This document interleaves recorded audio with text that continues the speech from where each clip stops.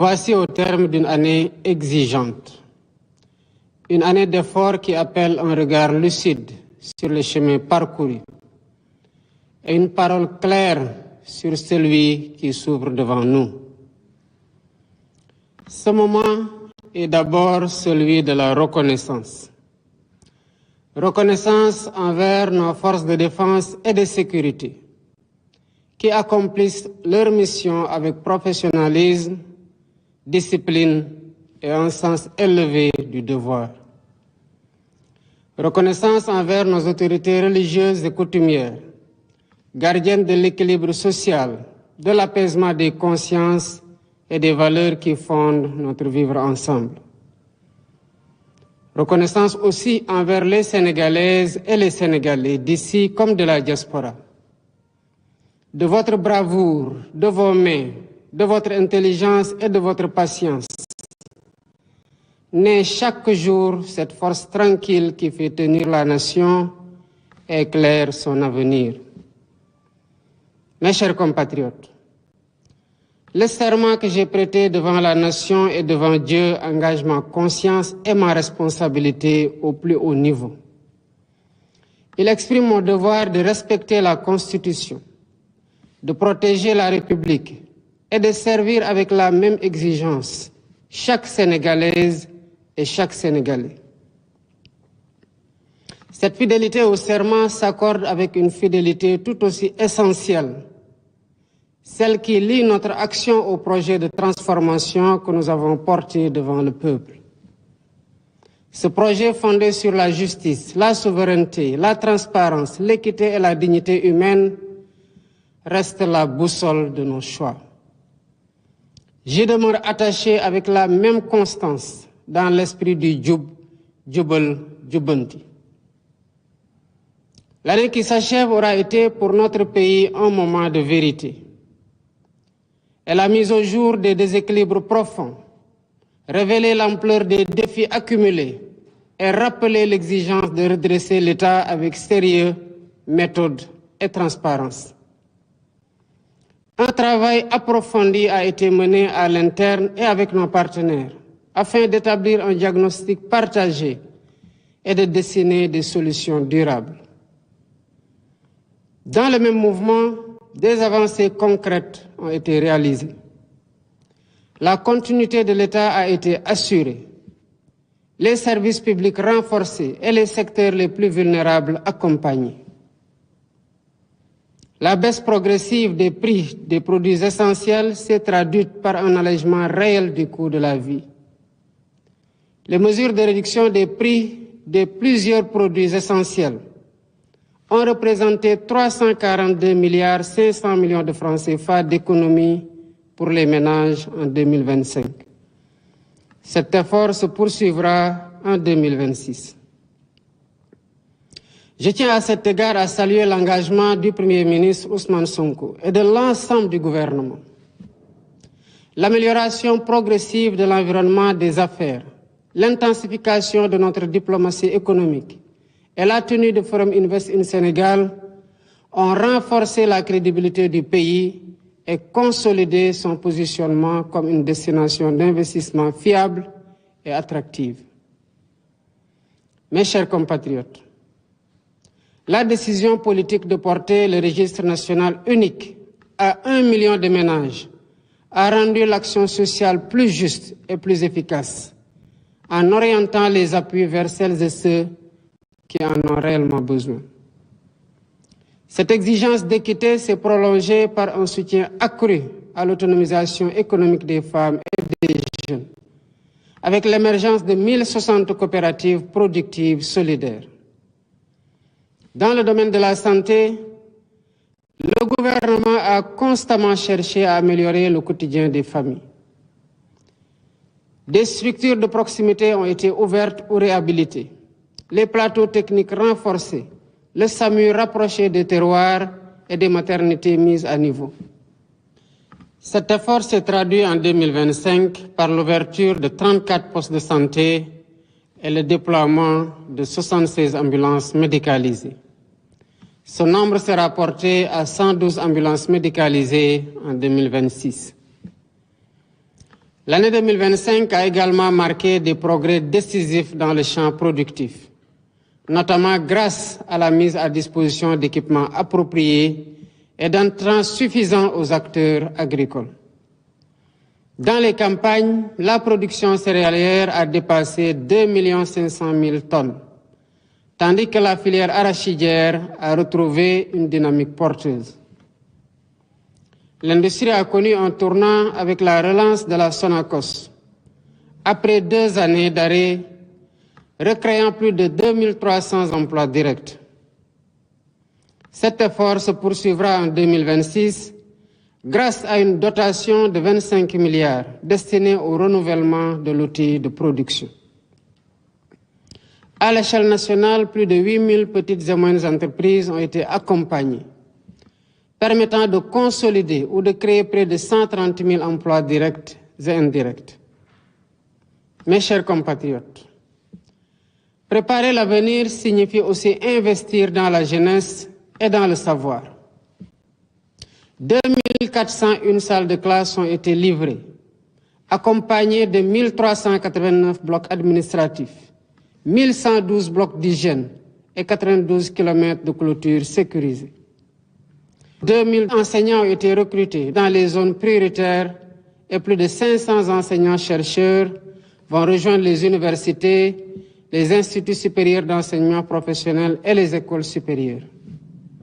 8 nouveaux ISEP vont renforcer l'accès à une formation professionnelle supérieure de qualité, tandis que les réformes des curricula, l'intégration des DARA dans l'éducation nationale, la réorientation vers les sciences, les technologies et les formations professionnelles et numériques vont accompagner cette transformation. Enfin, les infrastructures ont continué de transformer la vie quotidienne. Près de 280 km de routes ont été livrés. Plus de 100 km de pistes rurales ont reconnecté 86 localités. Et l'accès à l'eau potable comme à l'électricité s'est élargi, avec 831 799 concitoyens qui ont eu pour la première fois accès à l'électricité.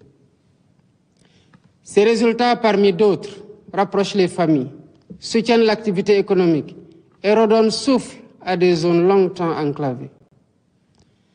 Mes chers compatriotes, l'année 2025 a été celle de la rigueur et de la résilience, ainsi que celle de la consolidation de la transparence et de la vérité dans notre démarche.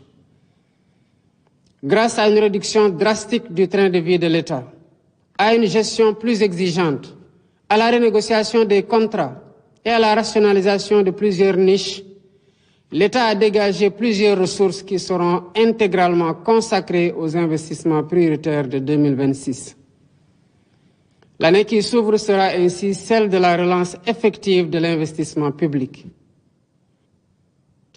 Dans l'éducation, afin d'accélérer l'éradication des abris provisoires et améliorer les conditions d'apprentissage, 29 milliards sont prévus au titre de l'année 2026, sur un budget global de 62,8 milliards destiné à la construction et l'équipement de 2500 salles de classe, 300 blocs administratifs, 50 000 mètres linéaires de clôture et 480 blocs d'hygiène, entre autres. L'enseignement supérieur et la formation professionnelle et technique ne seront pas en reste, avec un budget prévisionnel de 31 milliards pour la construction, la réhabilitation et l'équipement des bâtiments dans les universités notamment. La santé bénéficiera d'un effort majeur, avec 91 milliards de francs CFA destinés à la construction de 35 centres de santé de proximité de grand standing, à l'achèvement de l'hôpital oncologique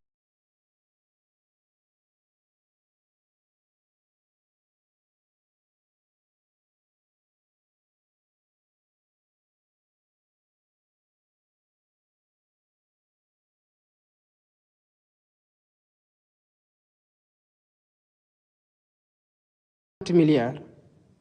Il permettra de mobiliser un volume de 1 800 000 mètres cubes par jour, afin de prendre en charge sur le long terme les besoins en eau potable des centres urbains du Dakar, Mbour, Thiès et de Touba, sans compter l'irrigation de près de 15 000 hectares en appui aux objectifs de souveraineté alimentaire et de renforcement du secteur de l'élevage. L'hydraulique rurale sera aussi renforcée avec la relance de la phase 2 du projet d'approvisionnement en eau potable d'un montant de 55 milliards pour la réalisation, entre autres, de 101 forages et de 96 châteaux d'eau. Les infrastructures connaîtront une accélération significative.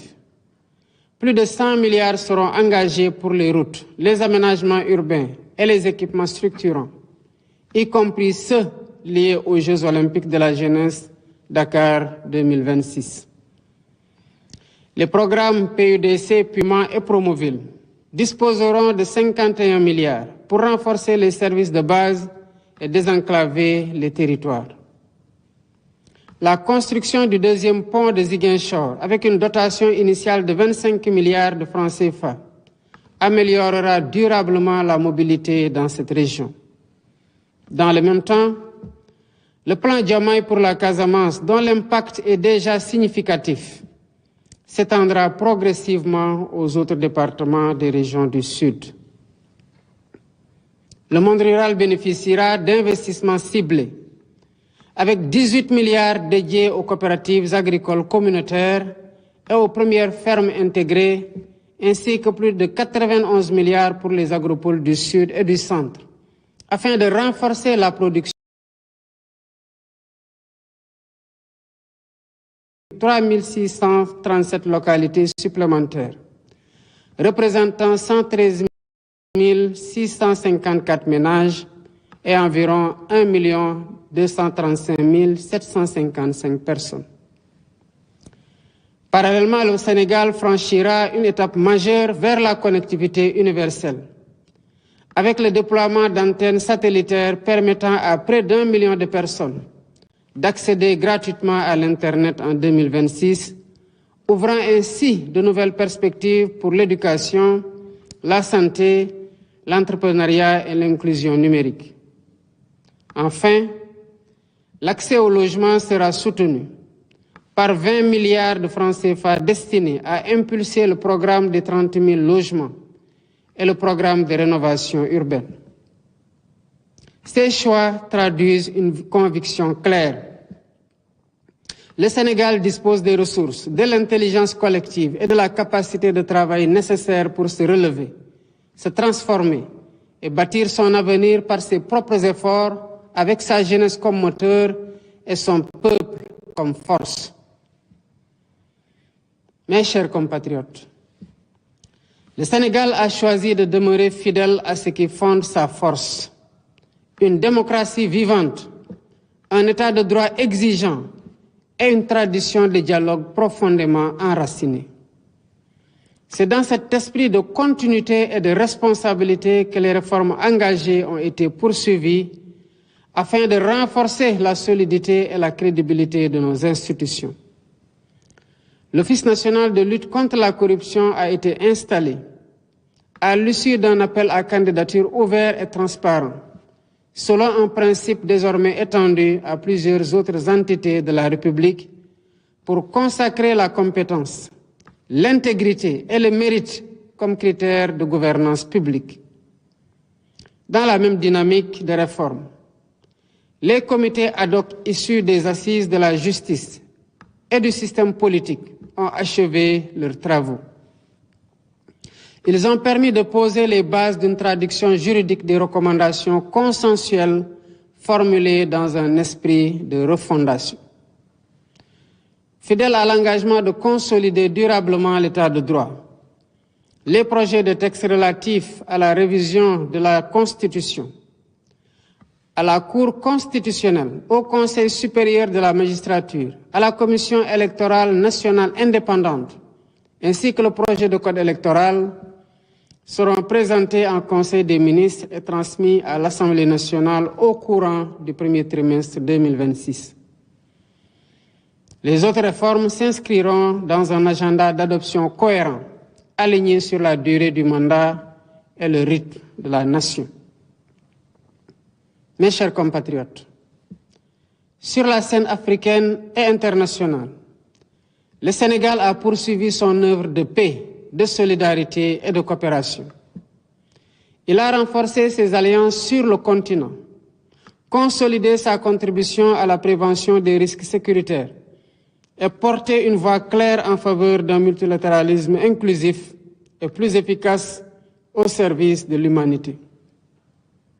La décision du 68e sommet des chefs d'État et de gouvernement de la CEDEAO de confier pour la première fois au Sénégal la présidence de la commission de l'organisation en constitue une reconnaissance forte et sans équivoque.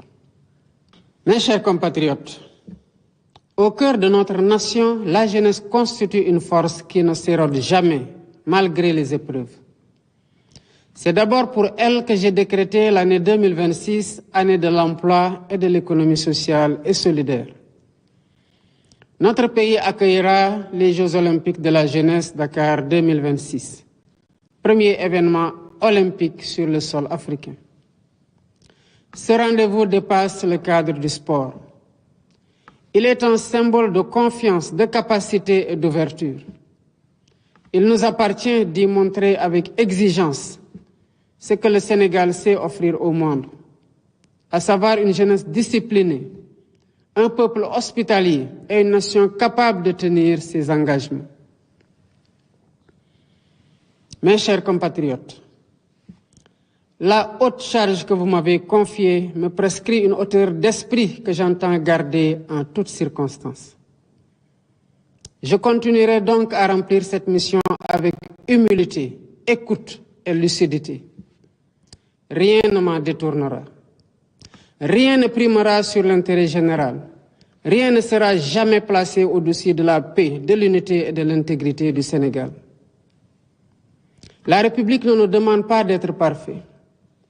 Elle exige de nous la sincérité des intentions, la loyauté des engagements et la constance dans l'effort commun.